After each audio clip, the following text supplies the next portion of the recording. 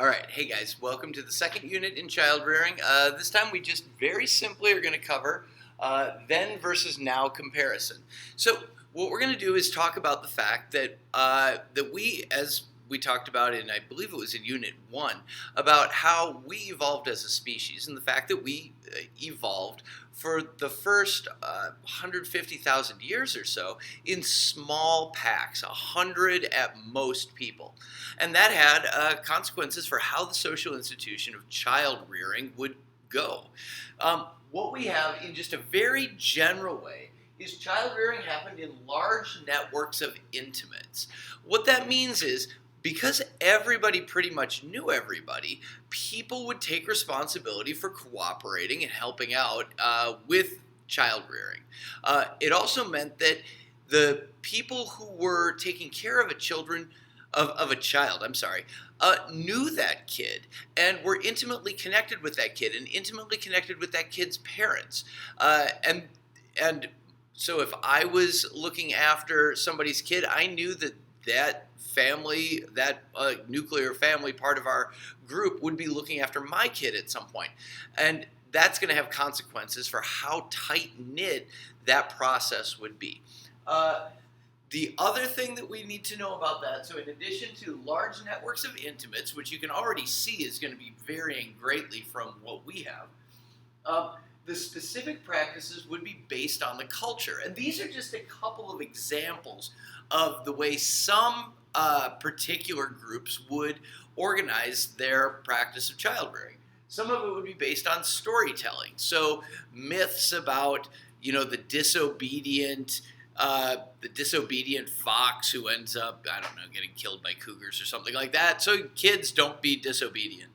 The other thing is shadowing.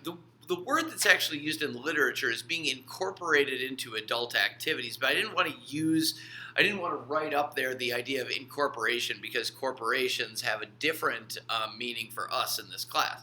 But basically the idea that kids from a very, very early age would be accompanying their parents in shadowing them in their adult activities. Neither one of these is better or worse, and they're not necessarily better or worse than a system that involves like sort of post-industrial daycare centers. The idea here is just that whichever one it was or whether it was something else, it was based in their culture.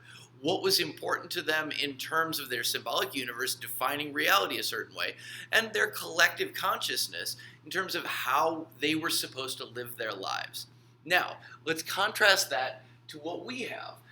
Ours obviously differs in America based on the fact that childcare, unless it is done within the family, it is, and a large percentage of kids, childcare just has to be done outside the family. It's by strangers for profit. And that's where we're going to get into, obviously, our daycare center organizations.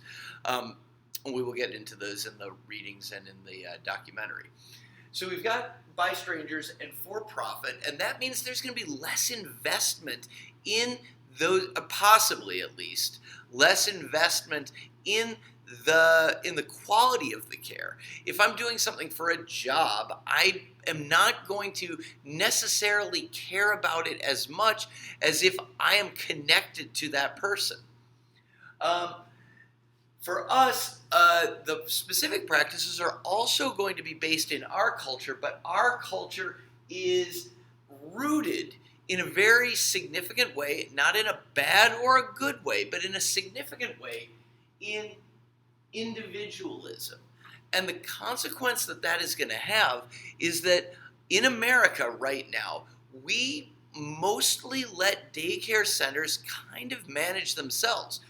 We as a population don't step in via our government to regulate these things very much because we believe individuals should be allowed to do what they want to do with minimal regulation. We'll get into the idea of how regulation is defined in America in the next video. So what we have is a contrast here. Then it was in large networks of intimates. Today it is by strangers, often not in large groups. I mean, it's a few employees, but it's for profit, and that's significant. Then it was based on cultural practices, just as it is for us today. But we live in a modern world that prizes individuality in a way that none of our ancestors did. For them, group was more important than individual. And as a result, they were much more tight-knit in how they went about child rearing.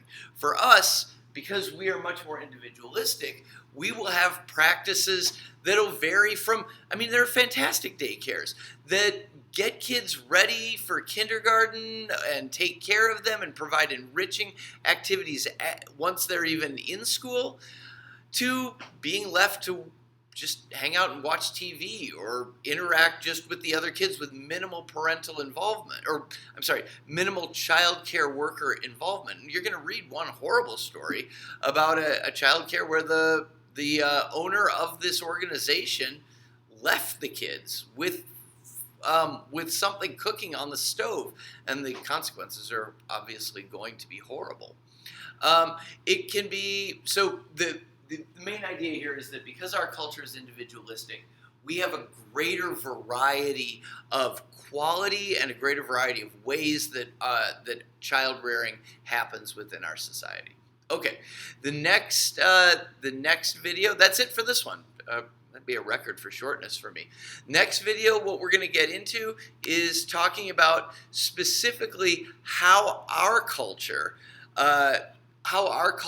shapes the way child care works in our society, making it individualistic, making it not something that we particularly regulate. What is it in our culture that leads to those particular ways of shaping this social institution? We'll talk about that next time.